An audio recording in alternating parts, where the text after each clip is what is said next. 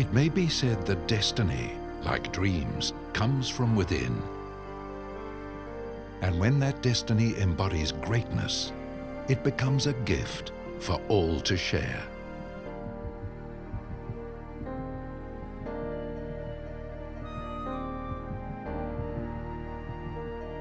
To be part of this wonderful story, this Black Caviar, it's quite surreal, you know. Like she's quite empowering, and she's transcended our sport as a result. And to be part of it is a very humbling experience.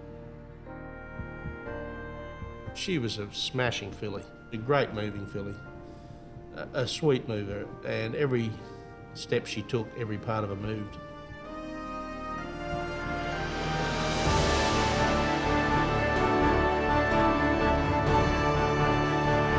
It's all about Black Caviar.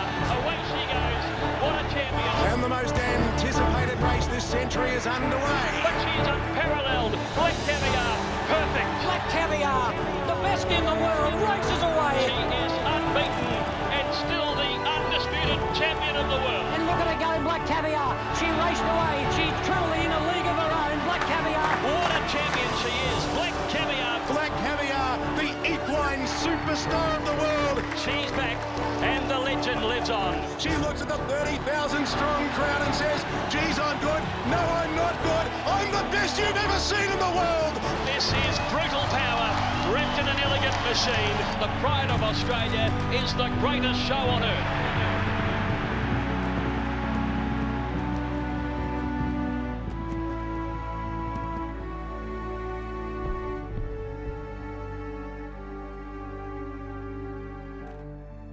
One man lived in this story of a legend.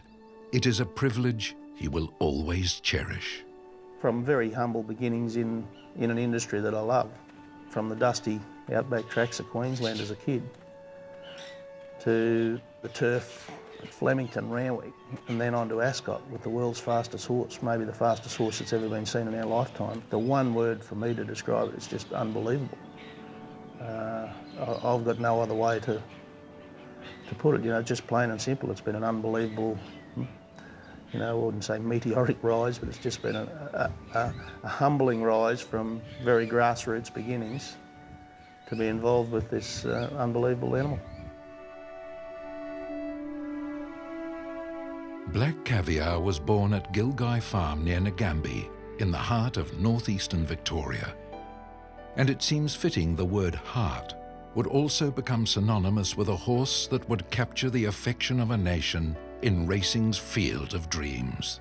The bond of friendship was the catalyst in forming a syndicate of owners who ultimately became the custodians of Australia's most famous racehorse of the modern era. The Maddens and the Hawks have been particularly long-term, and we went to school together, and we've been brought up together, and our grandparents knew each other. So it is a long-term friendship. I think I tried to coerce Neil into buying one with us for a while there, but I didn't get a lot of takers. It'd probably be said that he waited until the best one came along, but... The timing was just very fortunate that we were ready to have this syndicate together, and then this very special horse was about to be purchased. Peter rang me up and said, oh, I've found a horse for you. My initial attraction to her as a yearling was she was closely related to Magnus, who was the first horse I took to England, the Royal Ascot. She had a couple of faults. She was offsetting the knee. She was heavy, but when we're looking for horses at sales, everyone's a bit different. And we set a limit, as everyone knows, and I was on the phone to him, and he said, well, we've gone past our limit. And I said, well, do you like her? He said, yeah. I said, well, just keep going until we get her. Wait your turn. I got 210. I got 210,000 here. 210. At 210. I backed her athletic ability to overcome what faults she may have. And I wasn't the only one, obviously, and I think the price says that. You know, in hindsight, 210,000 makes her a very cheap horse, but the average price of a Ballaspree yearling at that point in time was probably about 20,000, 25,000. So, you know, we probably paid 7, 8 times, 9 times the average price of that horse, which tells you she was a bloody nice filly. That's what happened. So we ended up paying double what we had in our budget. Given the commitment, Neil and the others bring on more friends to share in their journey. And I distinctly remember saying, I'm in, but it has to be a fast one. And they took me at my word, didn't they? Gary had a lot of success with horses, and like we all do, put the money back in and out the door it went. And as I understand, one of the guys declined to be part of it, and Gary, through the guys, invited me in. So that was my luck. When it came to naming her, it was Pam Hawkes who cites a breeding connection, and then the daughter of Gary and Karen Wilkie uses that to design a set of colours never seen before and will never be seen again. It was something very new for us because we had not been involved in the name of a horse. It was very democratic. Everyone put their suggestions in, and it was by way of looking at heritage and on both sides. I'm a geography freak, and because Black Caviar's grandmother is a horse called Scandinavia, and Black Caviar's mother is a mare called Helsinge, in the vicinity, I believe they catch the sturgeon and they remove the Black Caviar some way. I hope the fish aren't hurt too much. And I thought, great name, you know, associated with the Scandinavian area, classy, that'll do us. And everybody thought it was a good name, and that was voted the first choice, and that was the name that we were given. The goal was to win one race, whether it be in the city or the country, and to enjoy it. The horse just took us to something that, you know, we could never have guessed. Sometimes fate can take charge of modest expectations and then travel to places beyond belief. This story is all about that belief, with a small group of people who had a shared passion for thoroughbred racing and the exceptional ability and courage of a horse that embraced only greater expectations.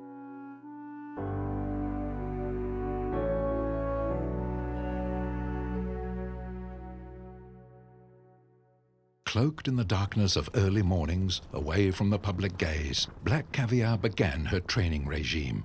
Like most others, doing what came naturally, and then being watched and wondered about. She's just having a quiet morning this morning. She just has a bit of a trot in the canter.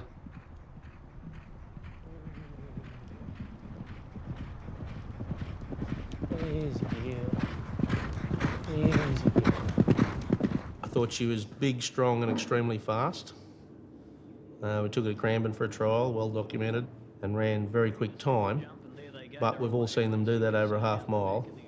You're not sure that's going to go to the races. It was the first time I'd actually ever ridden her when she trialled at Cranbourne, and I was in a big hurry to get to know her better, don't worry, in post-trial gallops and stuff like that. But to go on and to do what she's done, I don't think the best judge in the world could have predicted it.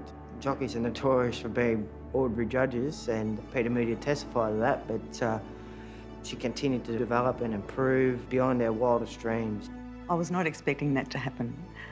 Well, I was hoping that it would, but to the degree that she did, it was just amazing. It's Black Caviar who's now pulling away, and it's all over. It's Black Caviar to take out the fourth, and she looks pretty smart. We took her to Flemington and she beat a fair performed field and beat them comprehensively and ran super slick time. Black Caviar took over the running before the 300 from Kwasa Kwasa. Amathon running on and then Take the Rap, and further back in the field then was Kaskura, but Black Caviar's opening right up and living up to the... I watched the race with Lee Friedman that day, and Freedy was quite aghast. You know, I've got great respect for all my fellow trainers, but a man with a record of Freedy, he was pretty taken back. He said, holy shit, that's good.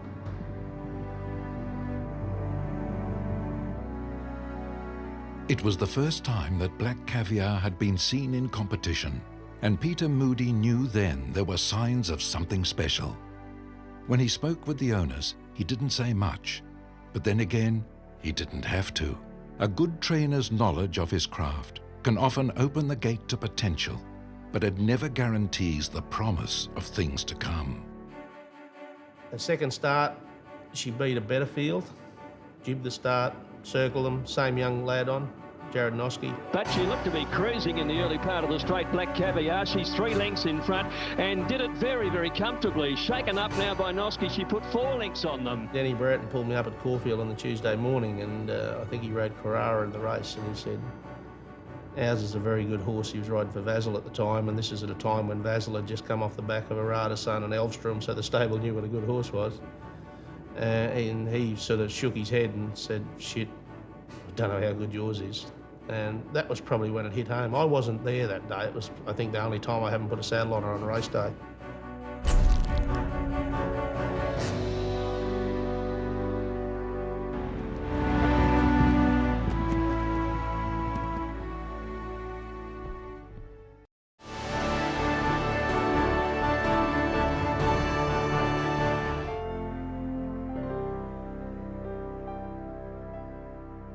My man was a great horseman in his own right, fantastic horseman, and had a great presence around horses as well. And that had been passed on for generations. It was a tremendous upbringing. We had a wonderful time on horses, and as a result, because we knew probably little else, and when school got too hard, riding became a very, very real vocation, and albeit a nomadic upbringing. We spent a lot of time in Victoria and in Queensland, but we always had horses, and as a result, I'm nutting out a career with Peter Moody. So it was always on the cards. Whether or not we could make a living out of it remained to be seen, but that dream came to fruition because of that lifeline Peter Moody threw me the best part of 10 years ago. For the first time, Australia would experience the magic of Luke Nolan and Black Caviar. On that initial outing, Luke remembers the ride with a sense of intrigue. Nolan sitting pretty quietly on the hot favourite as she takes over the running. Miraculous Miss getting up on the inside into 3rd placing, but Black Caviar opened up 3 lengths around the turn from Noesis. Miraculous Miss running on fairly well, but Black Caviar is all class. She won nice enough, don't worry, but I thought she was a little plain on the day, and I thought she could have, the way she'd been going home beforehand, I thought she might have won by a bigger stretch. She had it well within her keeping a long way from home, but against that class of horse, I thought she might have put him to the sword a little more, but winners are winners. Obviously, we knew we had a good horse, and then each time we went, she'd win. And then we go to the winner's bar, and this is good. I don't know, I just thought we had just had a good horse, but I didn't know how good. But nothing stays the same. And what happened next would test Peter Moody's skill as a trainer and ultimately challenge his faith in the mare's ability to get the job done. Those doubts first surfaced in the Danehill at Flemington. Racing now. Oh, Black Caviar really knuckled. She began terribly down in gate number 2 today. Let's see. She didn't know her own strength more than anything. She probably tried to anticipate the start too much, jumped too quick, and propelled herself out. The body was going quicker than the legs, I suppose, and I'm just thankful. I think it might have been one of Patnack's in gate 1. I'm thankful it was there because I think she would have fallen clean arse over head.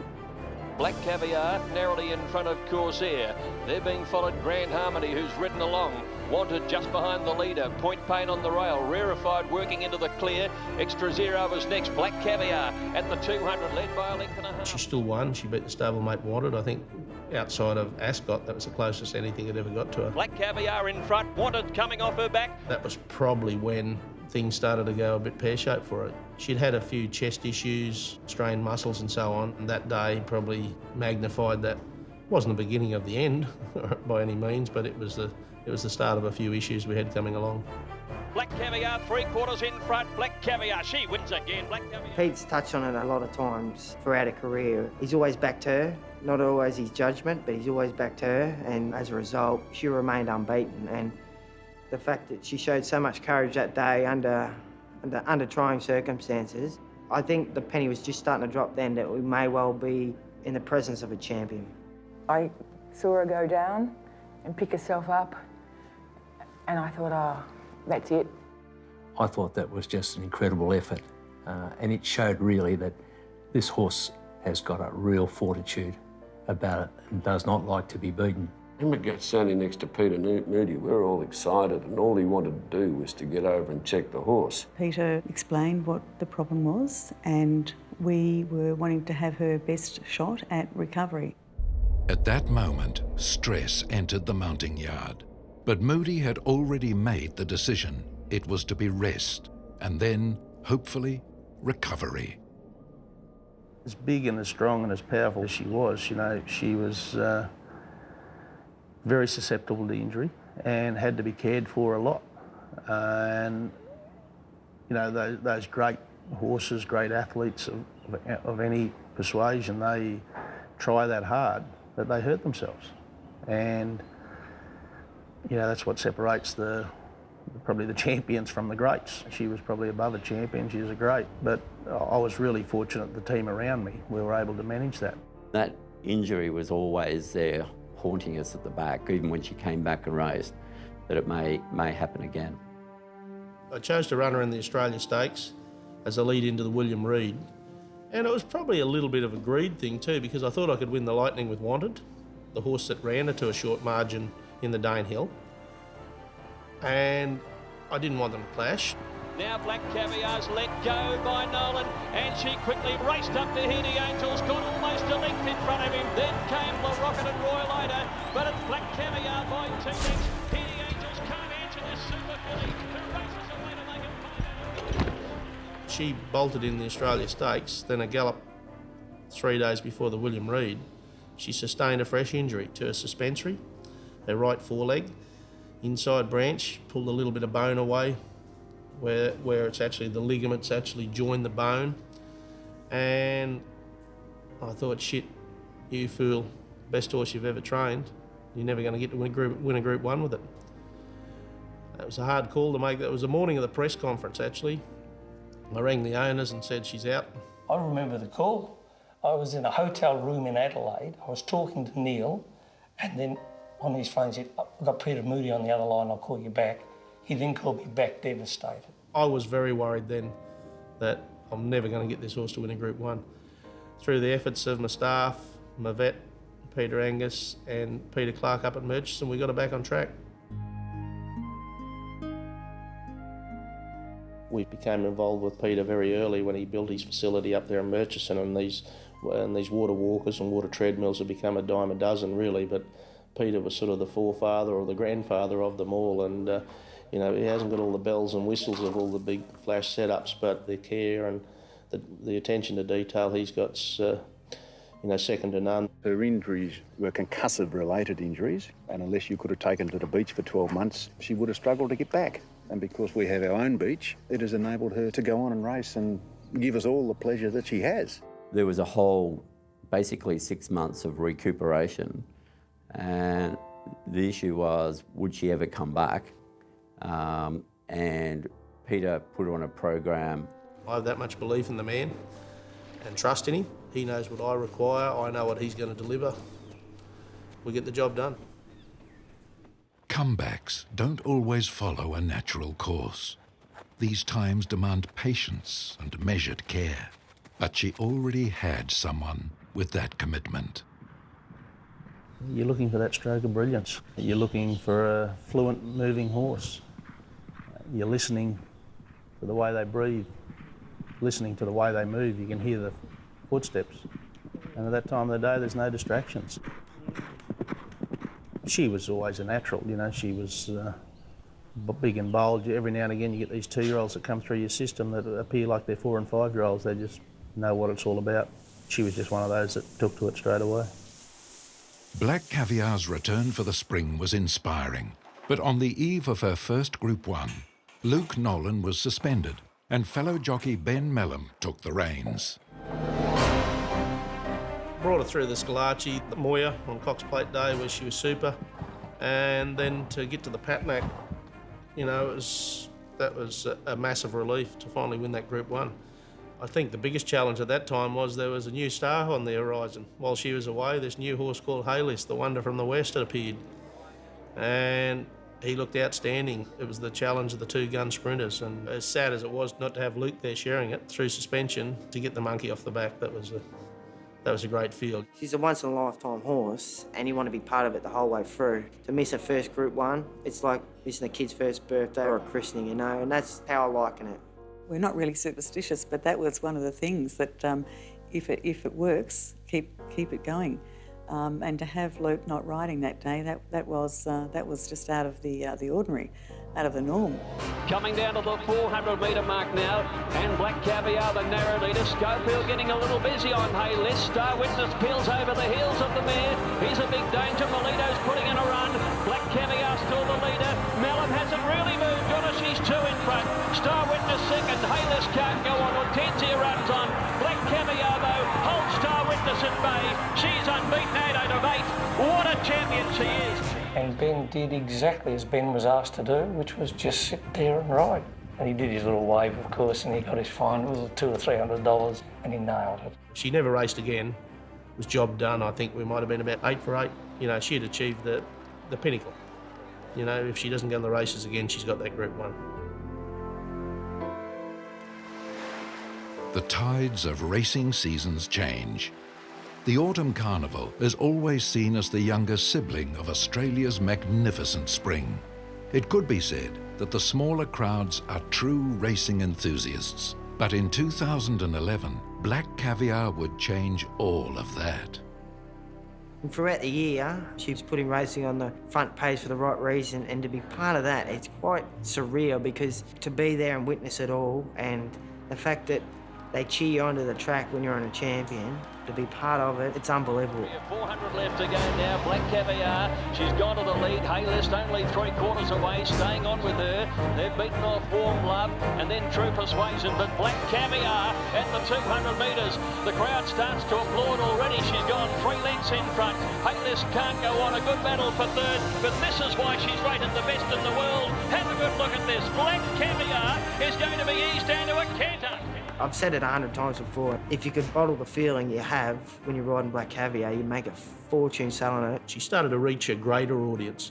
People started to say, hey, this might be the real deal. People are just willing to hop on a plane and just go to see her because she's this magnificent horse. On other occasions, a lady that came down from the north coast of New South Wales, I think they had the floods through Grafton or that part of Lismore or somewhere, and she was just so frustrated. She'd been home one flood after another going through her house, and she said, shit, stuff it. She came to Melbourne to watch Black Caviar race and had a smile on her face from ear to ear. Another lady flew in from America one day to watch a race at Caulfield, flew in that morning, out that night, because she wanted to see this horse from California or somewhere. That's amazing for a horse to be able to do that. Not a horse. My grandmother would have smacked my ass for dropping my H's.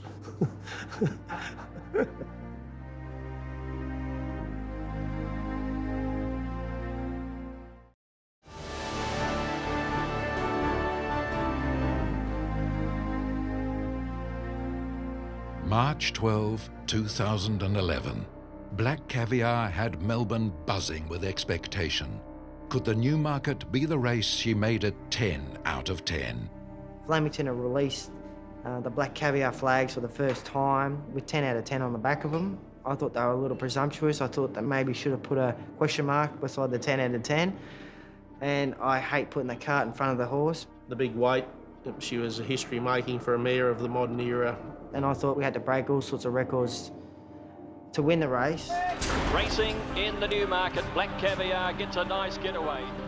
She was just totally unique in so many ways, but she just had this unbelievable ability and an unbelievable will to win. Black Caviar with a share of the lead coming to the 400. Crystal Lily on her inside, followed by King Pulse. Then came Unbeaten and Star Witness at the 300 metres now. And Black Caviar is coasting.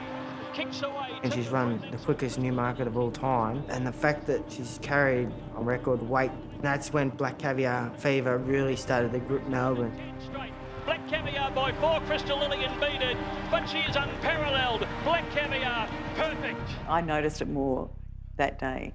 So much salmon and black flags, 10 out of 10.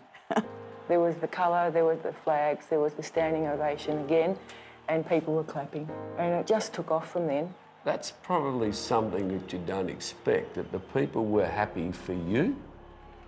Usually, you go to races and they're bagging the jockey or bagging the trainer or something. But these people were genuinely happy that and we felt that, and that's a pretty humbling feeling. She pulled it off. It was a record. It was the fastest 200 that had been recorded and the fastest Newmarket. So It was just, yeah, win, win, win on every account, and that's one thing that will always stay in my mind.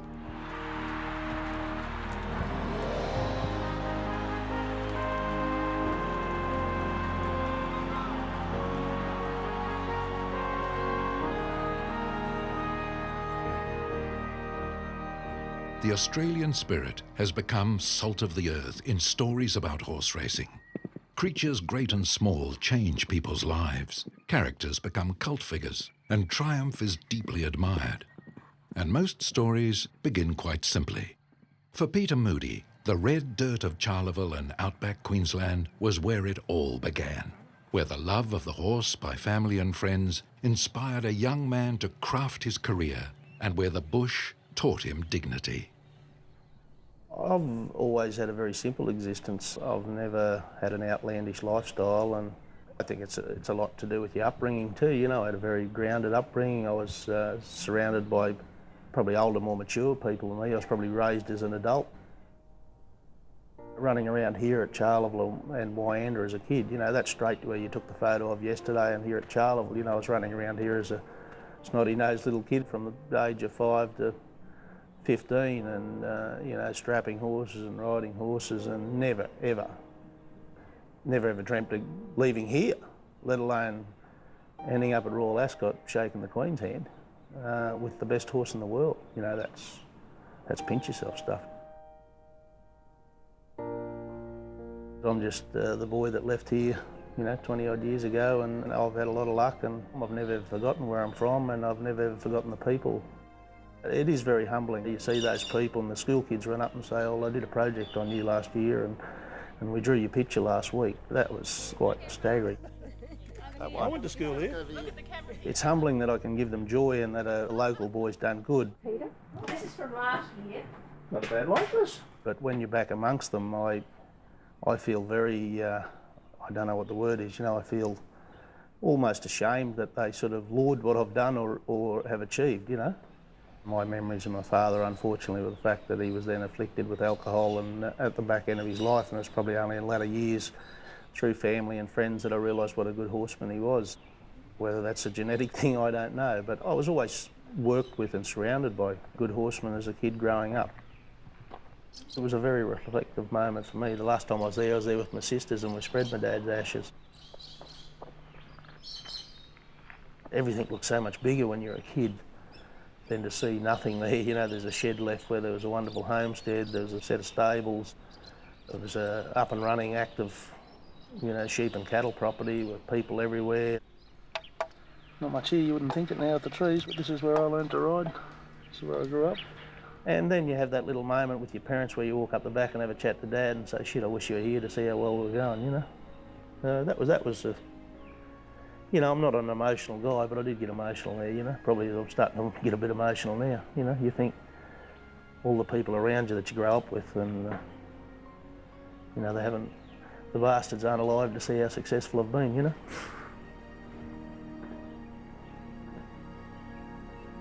On the way to where Peter Moody is now, famous names, including the Hayes family, T.J. Smith and others, helped make the measure of the man. It was fitting that Black Caviar's first start outside of Victoria would be the T.J. Smith Stakes at Randwick. On the day, the way she went about it, she was for the first time being showcased to a different public. It was the first time away from home, first time out of Melbourne, and the win the way she did to beat their champ Haylist, who I think in any other era would be the Black Caviar.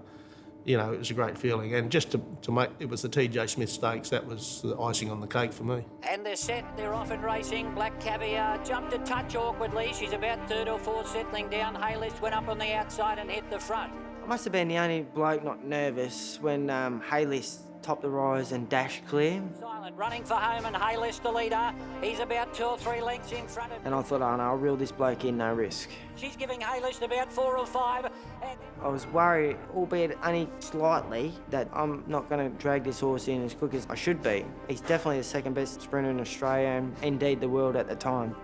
Pete, he said, don't be in a rush, keep it balanced, because it was the first time Sydney way going. And I did all those things. But when he dashed very stylishly on that day, but the way in which he went about it, not only did she stand him up 4.5 lengths, but she beat him 3.5 as well, and it may have been 2.5, but it was an unbelievable performance. On a dead track, they ran a race record, and her effort was unbelievable. She could relax, rest, and then chase.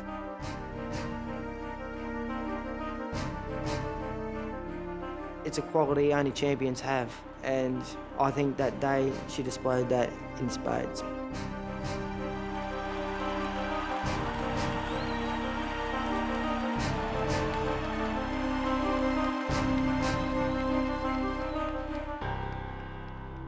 It was a moving moment, you know, and then post that to be contacted by, you know, Rob and Bill Waterhouse could they get a shoe offer to celebrate the moment, because they were pretty taken that this horse had won TJ's race so they could share it with Tom and Kate and Gay.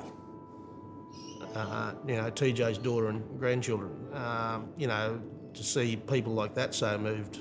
You know, Bill Waterhouse, I've never met the man. I think he'd be pretty unmovable. And he sent me back a book saying, I've seen them all, Pete. I was a kid with Farlat, but I haven't seen one better.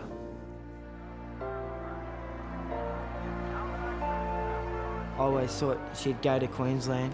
That was just a given, because there's no way Peter Moody, being a true Queenslander, wasn't going to show his best horse in Queensland.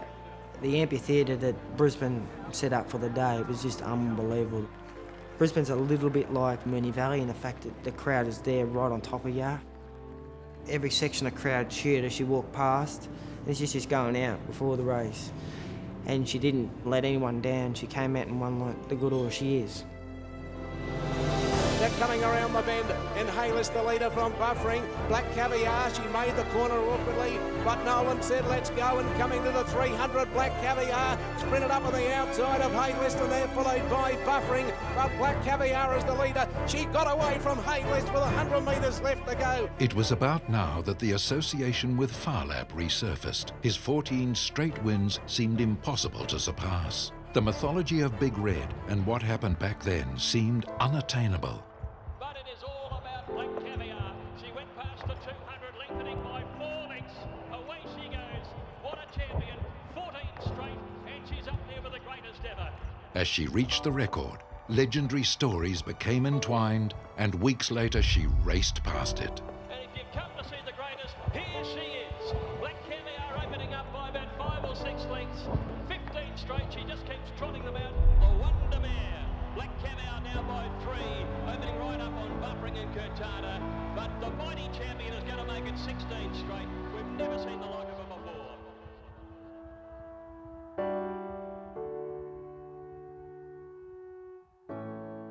I think I'd be lying and you'd be better versed than someone else in the press would be, but I think she's beaten 20-odd individual Group 1 winners. Frankel hasn't even done that. He's the best horse I've ever seen.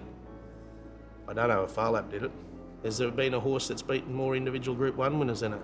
But for a horse to beat that many individual Group 1 winners, something pretty special, isn't it? They can't all be no good. She's beaten Slipper winners. She's beaten Caulfield Cup winners. She's beaten Newmarket winners, all-aged winners. She's beaten them all. What do you reckon? I think she's pretty bloody good. Her first run at 1400 and only run she's had at 1400. Her work was magnificent. She travelled quite strongly through the race, and I allowed her to amble up before straightening, and she had the race well within her keeping shortly thereafter. Races to the front. She's kicked away now. She's home. She's 3 lengths clear. The pride of Australia is the greatest show on earth.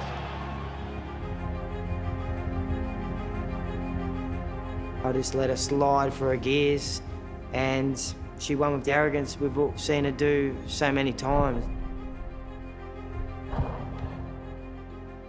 I hate to call her a freak because I don't think she is. For the small part, she's probably changed the best part of 50 people's lives intimately. For the greater racing public, she's changed their lives as well. This jet they call Black Caviar, it's just unbelievable.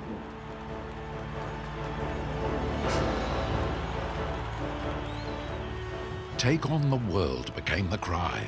The Australian competitive spirit of proving themselves on the world stage fueled the speculation. It could not be said any better than a small sign on the Flemington grandstand. London calling. It wasn't like we woke up one day and said we want to go to Ascot. It was a planned assault by Peter and his team to get her ready, to have her fresh, and to get her across there in one piece. Away from the overload of media obsession, one dark morning, Black Caviar had her last gallop at home before stepping up to the greatest challenge of her career, Royal Ascot. She was in good shape. She'd been in better shape, but she was in good shape. She sustained a tear to a muscle in a hindquarter, which she hadn't done before in Adelaide. We'd worked on quite feverishly to get that right. And that was probably the last test to make sure. It didn't let go, but she had feeling in it.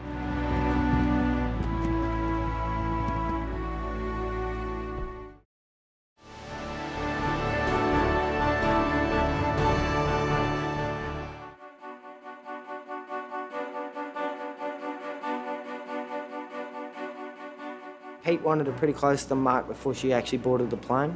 Just in case she struggled with the trip going over, he didn't want to have to work her if it wasn't necessary. What can go wrong will go wrong with a good horse. I was confident it was as fit as I'd ever had her, but I'd certainly had her better within herself.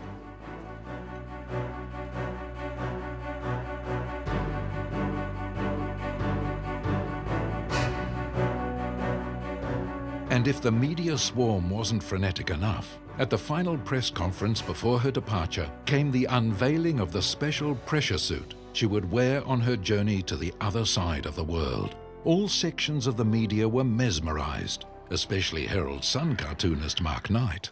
I was very amused when I saw the photos of her travelling off to Ascot and they made this pressure suit for her. And I just, you know, I've got a few horses and I thought, how the hell did they get that pressure suit on that horse? And so my car, you know, how did she do that? And so my cartoonist mind constructed Black Caviar getting into her pressure suit. And so I did these sort of 7 frames of Black Caviar getting into her pressure suit. And at the end, when she's got it on, she's talking to Peter Moody and she says, my bum better not look big in this.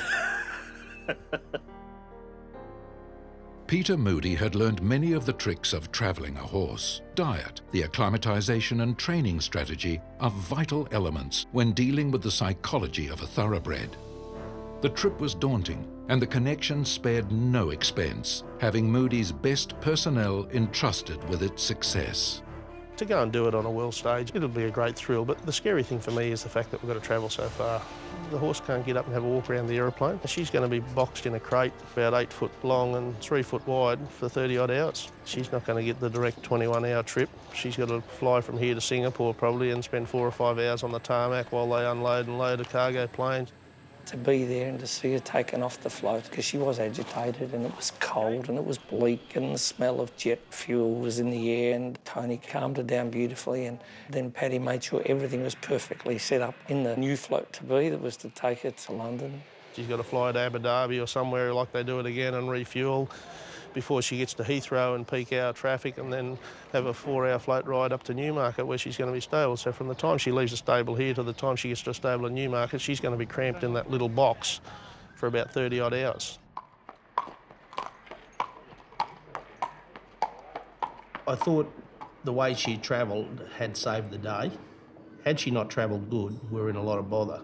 She travelled super, she lost 9 kilos. Most horses lose 30, 40, 50 kilos. She lost 9. Whether that was just her attitude, her demeanour, or the suit that we travelled her in, I'm not sure. But that was the thing that saved the day. She travelled so well and did so well. It was Abington Place that Black Caviar was to call home over the following 2 weeks. A small stable in the heart of Newmarket. This historic town has the DNA of thoroughbred racing.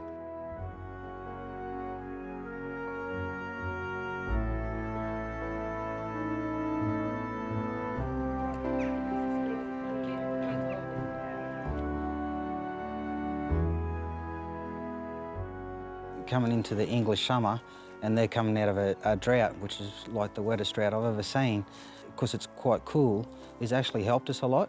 I think if we went to somewhere where it was warmer, like Singapore or somewhere like that, I think it would slow us down a fraction. But I think because the weather's so close to being Melbourne's winter, I think it's actually helped us. I think it's helped us sort of settle right in. Here I am with a freak of a horse, really, and it's an amazing place.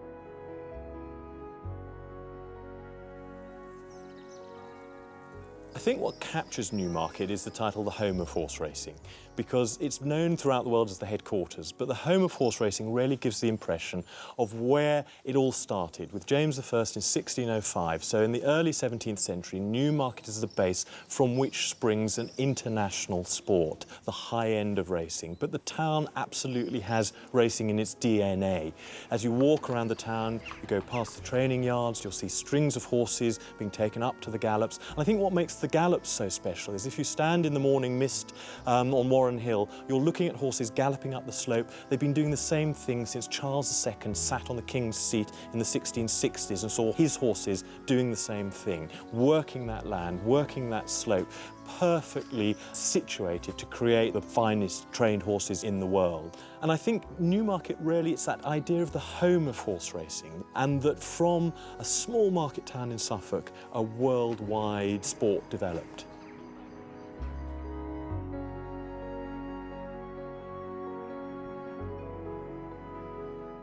Newmarket's just like Hollywood to racing, just miles and miles of paddocks where you can work horses. It's humbling, I suppose, in a way. With the focus on her, we've had to have 24-hour security.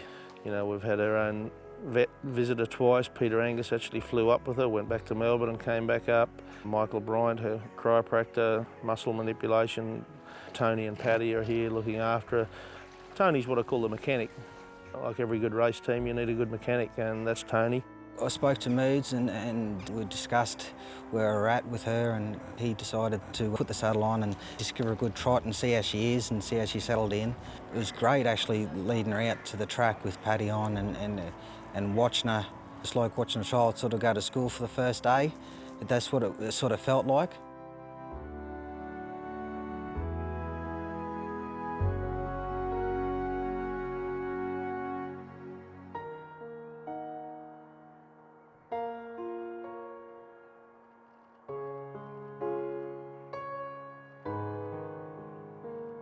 I was quite glad to see her sort of come back towards me all in one piece because everything was so new, so I didn't want to layer her up. But it was great. It was very good. It's so quiet. We're out there and there's no one else around. It's just me and her. It's amazing. While many at home were interested in Black Caviar's health, others seemed more focused on her heart. Jane Chappell-Hyam, who shared the training grounds, lent the Moody stable an 8-year-old to accompany her. It was a fling that would stir the imagination of those who loved the great mare. Tony and I kind of knew she may have needed a mate, but we weren't quite sure, and we tried to settle her in without a friend, and she was settling okay, but we kind of thought she was sort of looking out the door all the time, and she wasn't really properly settled like back home. So he said, have you got a filly or gelding? And I said, well, you wouldn't want a filly just in case it came in season. That wouldn't be good for your mare. So we decided that I had an 8-year-old gelding that I own myself called Saloon, who's by Sadler's Wells out of a Group 1 mare, Fire the Groom, and he's a half-brother to Stravinsky. So I thought he was grand enough to go and bob down next to him. I think he's quite loving it, so being next to Nellie, so it'd be like sort of sitting next door to Elle Macpherson, wouldn't it? It might sound hard, but she ain't a Sharapova, she's a never rattle over. And what a champion never rattle over was. But she's the equine champ for me. We've had Far Lap, and recently we've had See the Stars over here, but she's going to go down in the history books and even go past Zanyata from America. He's been a great friend for her. They've made it up, and he just loves her, and I presume she loves him, but yeah, he's one of a kind as well. What followed was the biggest media onslaught ever seen with an Australian racehorse. The international racing media, television networks, and all of the English press couldn't get enough of her. It was taken to a new level, the press. I missed the press conference, the official press conference on the Thursday, and that wasn't by design. That was, I had to be at home to tend to other matters. I got there a day late. I thought, well, that's one out of the way, I don't have to worry about it, but quickly that was rectified and everyone turned up at my place, I think, on the Friday morning. And I think we did nearly on 2 hours, or an hour and 55 minutes, I think. We accounted for probably some dozen to 15 individual interviews, as well as a group interview and a quick viewing of the horse. And it was something I'd never experienced, but I thought, listen, let's get it all out of the way, put it to bed, and then they can go and concentrate on something else, you know. This was in the week of European Cup soccer, the biggest single sporting event in Europe every year. And this horse from the other side of the globe was taking centre stage. It was constant pressure each day. The phone calls from abroad, from home and local, people wanting to be there, people wanting to come in. Even the scrutiny from people from home that were visiting, people that would walk through my stable on a weekly occurrence to visit their own horse that would have the opportunity to view Black Caviar felt that, hey, I'll pop in and see Moods and give the horse a pat. If only they knew. I had to stand on my tongue with both feet not to tell them to go and you know what. We were just saying to Tone, you know, we know she's well, but I'd rather have to do a little bit more with the Tuesday than blunter. The Tuesday before Black Caviar's appointment at Royal Ascot, the team had scheduled a gallop. It was a morning of mixed feelings. Perhaps Peter Moody's champion Hinchinbrook was on his mind. A year earlier, Hinchinbrook's racing career ended in the same place, on the same day, preparing for the same race. It was for me to see that her action was right. She was fit, that wasn't an issue. I thought she was in a bit of pain, and I just wanted to see how she'd run through that. She'd done it time and time again, but I just needed to see that, yeah, listen, I'm going to carry these issues into another battle for you, and I needed to see that on the Tuesday morning, and she didn't come out of it any worse than she went into it. But as the week dragged on, you know, I certainly got more concerned as the race grew closer.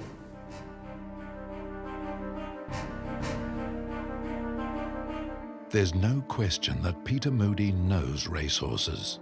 Yet right at that moment, he had reservations about the mare's demeanour. But like all good racing men, he kept those thoughts to himself. You just try and read into the horses. You know, I had Tony and Paddy there with her 24/7. No one knows her better than those two.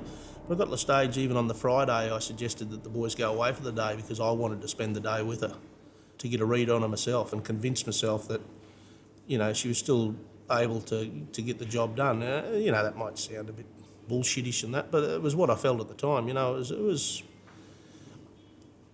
you know, it was a close call. You know, I probably didn't confide in too many people. I confided in my wife, who's the bouncing board for most things, as probably every home is. And her advice to me was, you've got it right 21 times in a row. That's your call. You know, my gut feeling was that she wasn't right. She was a fair way off at top, but she was good enough to get away with it. It is a bit lonely, and I think in this caper, the coach, he's the first bloke that's going to get kicked to death if something goes wrong. It was a judgment call, you know, it was one I had to make.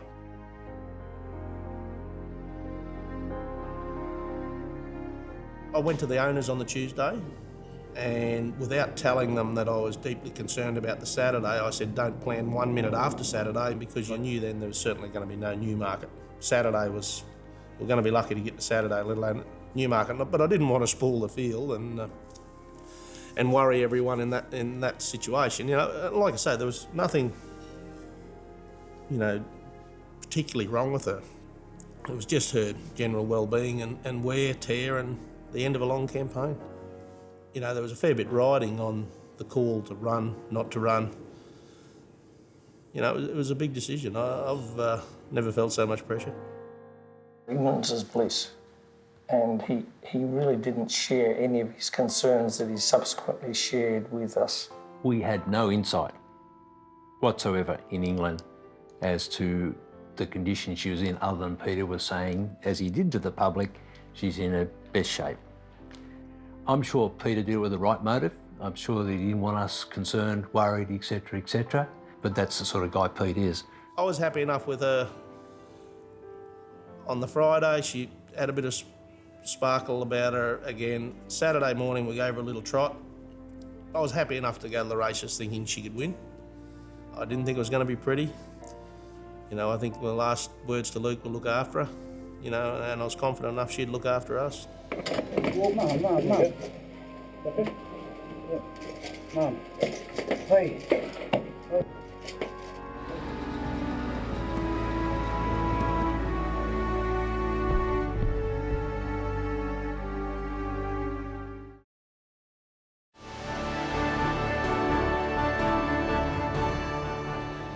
Ladies and gentlemen, welcome to Ascot. There is an inexplicable aura that embraces Royal Ascot. For centuries, kings and queens have watched their thoroughbreds and subjects alike adorn the famous track. This was the stage that Black Caviar and her connections were about to walk onto. Pressure within the group was high, and the day's journey from Newmarket required resilience and calm. I think I got into the yard late because I knew it was going to be a shit fight. You know, I was very taken back with all the attention, not only the Aussie presence, but I think the English people were just so overjoyed to see this horse from the other side of the world. Probably partly because the only danger was French, and there's one thing they hate more than Aussies, it's the French. So, but it was amazing how she captured people. You know, it's something I'd never thought I would be involved in. You know, it was rock star stuff. It was an unbelievable feel to think, well, we're going in there to see this horse. All these people are going to see this horse, but hey, it's our horse. We were just ready for it. Today's the day we're going to see Black Caviar running at Ascot. The Saturday was something that you'd like to sit back in 20 years' time, we're old and grey, and reflect on what's happened. It was incredible. It's surreal. It's dreamlike was the experience. We knew that possibly we'd be seeing the Queen that day, and you know, it was very exciting. Across Australia, TV screens lit up past midnight. It seemed most of the country had stayed awake to watch the mare run. In that instance, she would truly become the horse that stopped the nation.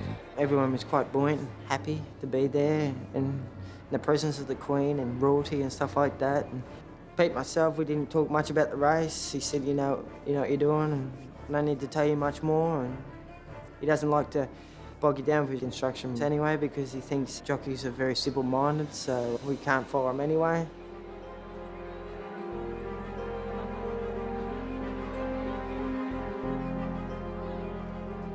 We walked out all together with the Black Caviar posse underneath the grandstand there at Ascot. Said her Cheerios to Tone and Paddy and Pete, and I jogged her down the track. I watched her trot away, probably wanted to close my eyes.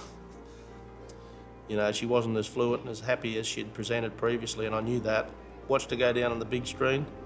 It was amazing watching Federation Square in Australia on the big screens at Ascot. You know, what the bloody hell's going on here? Midnight in Melbourne, here's all these people in the cold, damp, on the big screens at Ascot. That was, once again, quite surreal, seeing the support from home. I was just thinking, shit, I hope you haven't got this wrong. She jogged off a bit rough, but she warmed up pretty good. We're getting cheers going down to the start. She had a barrier blanket fitted.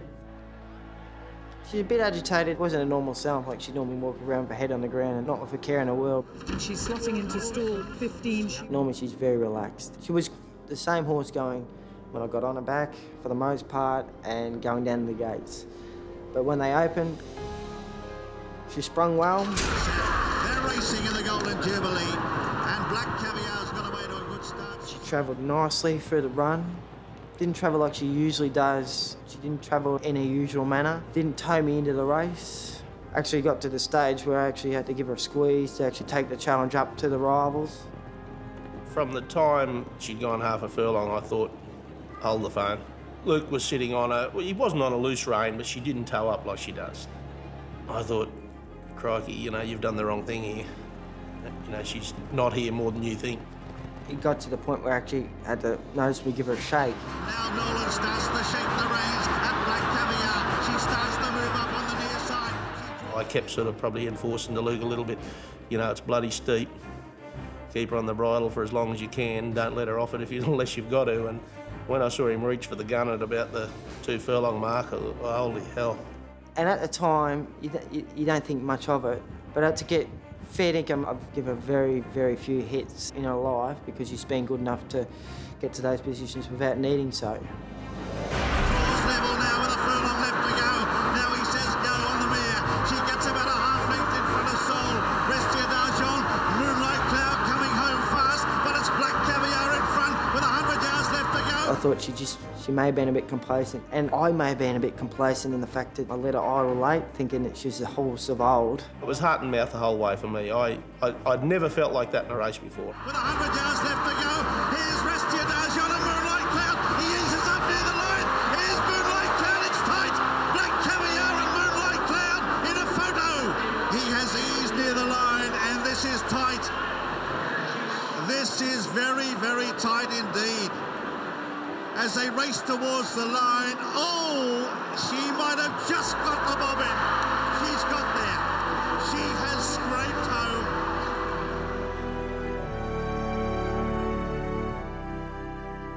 All we've ever done is look after this mare. That's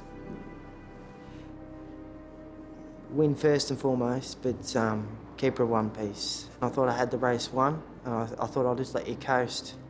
And usually she would have, but she stopped significantly underneath me and let the rest of the horses into the race.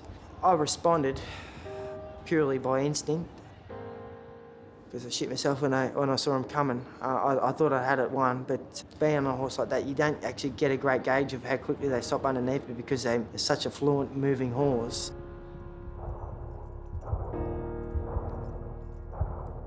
I saw Luke ease, and I went, shit. We were actually standing in the owner's area, which is a little bit off past the line, and definitely from where we were standing, we hadn't won. I was kind of in a bit of a shock to work out whether we'd won or lost because everyone had different opinion whether she'd got there. And then the crowd just roared.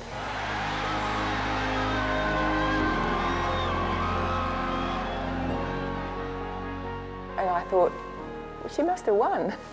That was far better than when I thought I'd lost. For me personally, the greatest come down to the whole experience of going to Ascot and conquering England was the fact that my ride was a bigger story than the fact that Black Caviar won 22 straight, and the courage he showed to win was the mark of a true champion. And I could see how Luke was hurting, you know. It was ridiculous in a way, you know, we weren't sort of jumping for joy. It was something I probably never do anyhow, you know, but you know, yeah, it was all this what ifs, you know. Luke nearly stuffed it up. To me, it was, I nearly stuffed it up. Maybe she shouldn't have been there, but she won. Ladies and gentlemen, the winner of the Diamond Jubilee, Black Caviar. We never expect dominance. We've never asked her for dominance. She gets the job done. We're more concerned about her next run than we are today. So we're extremely proud of her. She's 22 for 2022. It's never been about margins. It's never been about dominance. Why was it numbing? I think that was the press side of it, you know. I think the general public appreciated her for what she was, you know, what she'd achieved. And then to go out, win the race in such dramatic fashion. I was fortunate I was on the line, so we knew that we'd won, and of course, and then to have that opportunity to walk out on Ascot and lead the horse in before handing it over to the girls, it's just surreal. We were getting the photo taken with the owners, and then someone tapped me on the shoulder, I can't recall who it was, and said, would you be able to bring her over for the Queen to have a look? And said, fine. We walked her up in front of the Queen, and then Paddy Bell said, you want to give her a pat? In his Kiwi accent. And I thought, oh, well. We moved her one step closer, and I was glad she was so knackered because, you know, we're one step off landing on top of her here. And all these people milling around and people patting her on the bum and slapping her as they walk past. And I thought, shit, just a slap in the right spot here and we'll, you know, Black Caviar will be riding Queen Elizabeth, not the other way around. A magnificent moment. And a great moment for Australian racing, for Australian sport.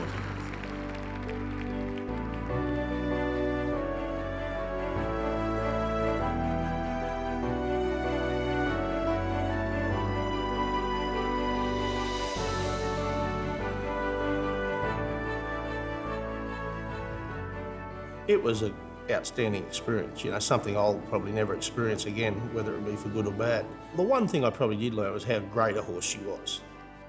I backed her great ability, her intestinal fortitude, which makes her such a great champion that she's been, to carry the day. And she did it. Black Caviar would do it again. And the legend lives on. Black Caviar by 2.5. And again. But this is brutal power, wrapped in an elegant machine. And Black Caviar strides away to win it by 4 lengths. And again. Nolan asking the mare to come after him now, and in a heartbeat she raced up and hit the lead. She's giving Sydney some of the black magic, and look at her going, Black Caviar. She raced away. She's going to set a new Group 1 record in Australia. She's truly in a league of her own. Black Caviar racing away from Evelyn. Black Caviar doesn't let us down. 3 more magical occasions as she returned home to make it 25 of the most unforgettable moments in Australian sporting history. She's our Phar Lap of our era, and the two should never be compared. You know, everyone's going to remember her, and then when they think a little harder, they'll remember myself and Luke. So that's something we'll never ever lose, regardless of what happens to us from here on in. I'll always be remembered as the trainer of Black Caviar, and that can never be removed, and that's something I'll always be extremely proud of. You know, I hope I'm just remembered as not a bad bloke. You know, there's better horsemen than me around. My wife's one of them. I've seen a lot more talented horse people that probably haven't achieved their dreams for different reasons. I'd be happy with not a bad bloke. He was not a bad bloke, Moods. Trained a good horse one day.